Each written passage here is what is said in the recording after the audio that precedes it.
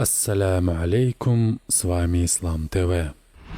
В своде хадисов имама Абу Дауда передается, что пророк, алейхиссаляту вассалям, сказал: «Ко мне пришел ангел Джибраиль, Гаврииль, и начал со слов: «Я приходил вчера к тебе, но не смог зайти. У входа стояла статуэтка идола. В помещении была занавеска с изображениями, а также щенок. Попроси, чтобы идола сделали подобным дереву, изменив контуры головы. Пусть из занавески сделают 2 подушки, на которых вы сможете сидеть, а собаку пусть выведут из дома». Все было сделано, как просил ангел. Щенка вывели на улицу. За ним стали присматривать внуки пророка, алейхиссаляту вассалям, Хасан и Хусейн, рази Аллаху анхум. Также этот хадис переведен в сводах хадисов от Тирмизи и ан-Насаи. Имам ат-Тирмизи говорил о его достоверности. Хасан сахих. Смотрите свод хадисов имама Абу Дауда, том 4, страница 103, хадис номер 4158. Вопрос. Можно ли совершать намаз в одежде с изображением животных? Принимается ли намаз в такой одежде и разрешено ли рисовать их? Давайте узнаем, что об этом говорят ученые. Дорогие братья и сестры, если вы хотите как-то поддержать нас, то поставьте свой щедрый лайк, подпишитесь на канал Ислам ТВ и нажмите на колокольчик. Этого будет достаточно. Ученые говорят, что присутствие изображения живых существ перед верующим сверху или снизу от него, а также справа или слева, является макрухом, то есть нежелательным. То же самое касается и прислоненной подушки.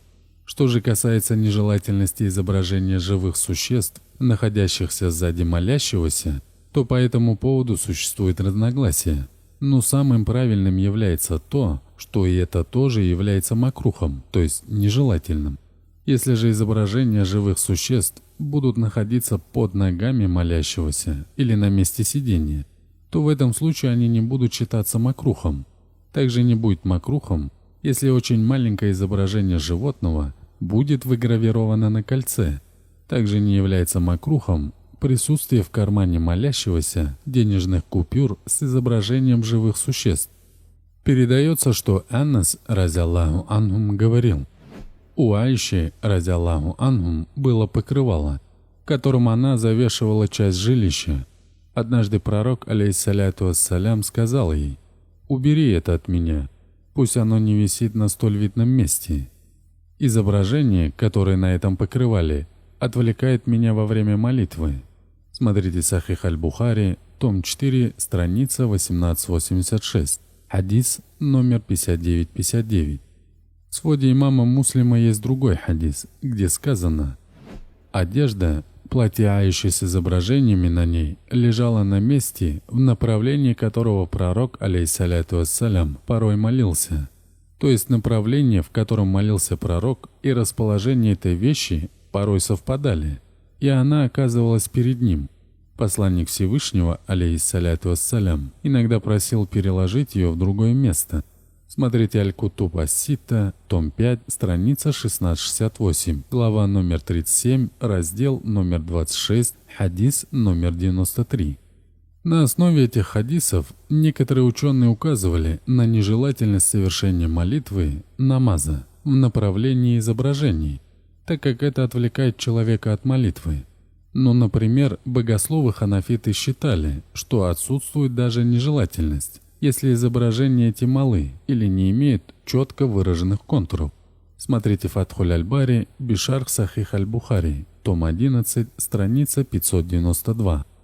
Что касается наличия изображения живых существ в доме, то оно является танзихан макрухом, то есть нежелательное, но близкое к запретному, согласно ханафитской школе. Что касается одежды, если поверх одежды, на которой имеется изображение живого существа, будет одета другая одежда, скрывающая это изображение, то в этом случае совершение намаза в такой одежде не будет считаться макрухом, то есть нежелательным.